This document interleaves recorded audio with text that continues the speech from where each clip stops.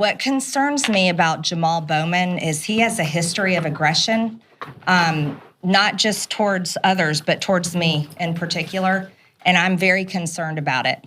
When I went to New York City to use my First Amendment right and protest the unconstitutional and unlawful arrest of President Trump, who another person abusing their power, weaponization of government, DA Alvin Bragg. Jamaal Bowman led a mob down there in front of that courthouse, and my life was in danger. Is Jamaal Bowman shouting at the top of his lungs, cursing, calling me a calling me a white supremacist, which I take great offense to. That is like calling a person of color the N-word, which should never happen. Calling me a white supremacist is equal to that, and that is wrong. Yelling, shouting, raising his voice. He has aggressive, his physical mannerisms are aggressive. And he just recently shoved Thomas Massey just outside the House chamber. I think there's a lot of concern about Jamaal Bowman. So, and I am concerned about it. I feel threatened by him. This lady, Susan Smith, I think was her name. This happened, so many years ago, but you may recall, this woman murdered her kids. She let the car go into the water. She drowned her babies. And then she told police that a black man, it couldn't have been a Hispanic man. It couldn't have been a man of Asian descent or any other, Arab man. It couldn't be none. No, she told the police that a black man carjacked her car and took her children. I don't know if you remember that story. Many years ago. Many years. I remember. Yeah. I was a black man living in North Carolina, and a young black man living in North Carolina, afraid because when Susan Smith said that, well, first of all, everybody in our community knew damn well it was a lie. Ain't no black man stole no car with no white woman and 2 white kids in South Carolina. No one babies in the back. Didn't happen. Not happening. Yeah. Not happening. And definitely not driving it into the river. So the idea of this, we know ingrained, we knew that it wasn't real. We knew the story was sketched at the beginning, but the whole state, North Carolina and South Carolina, had every black man of a certain age on the wall, baby. Because we knew what was gonna happen. Yeah, we call it the Emmett Till effect. That's right. We know white people rather have a black man dead than the truth about what happened to those kids, right? And that is the story in so many instances throughout the history of this country. We've seen young in same state, South Carolina, they killed a young black boy, the youngest person in the country ever to get executed was a young brother by the name of George, who was 14, who was like barely 80 pounds. They put him in a death trap. He was so small they had to fry him. I said it because I want people to think about it several times because the headpiece wouldn't fit. And they said he killed 2 white girls, both of them heavier than him. They knew that it was a white man that did it, that had raped those girls and killed them. They still killed that little black boy. Still, yeah, they did. 80 years later, they want to come back and say, the state of South Carolina is apologetic because we know now that he didn't do it. Apologies don't bring back the entire life that was lost.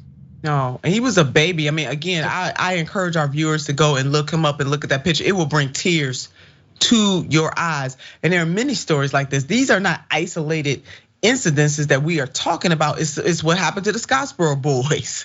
It's what happens because it is ingrained in the psyche, whether people want to admit it or not, of America.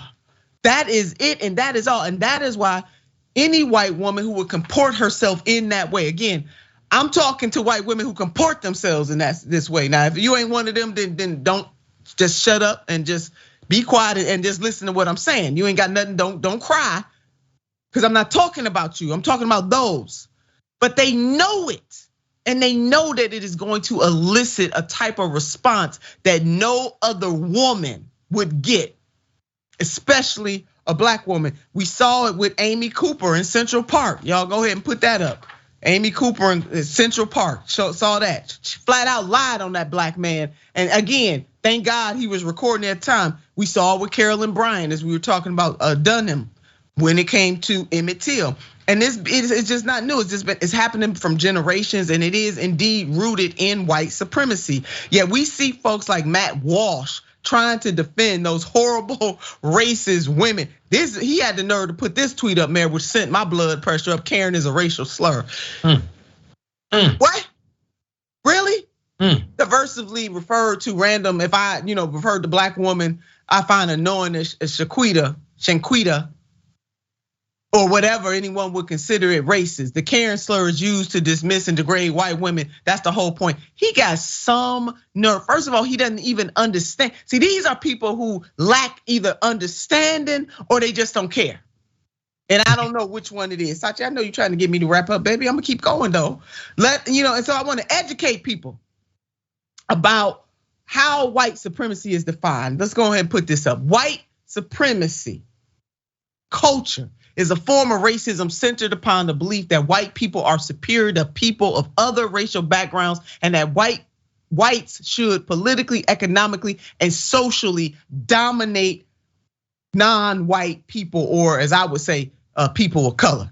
Because we're not gonna define this by their definition. Let's talk about white privilege and white frigidity.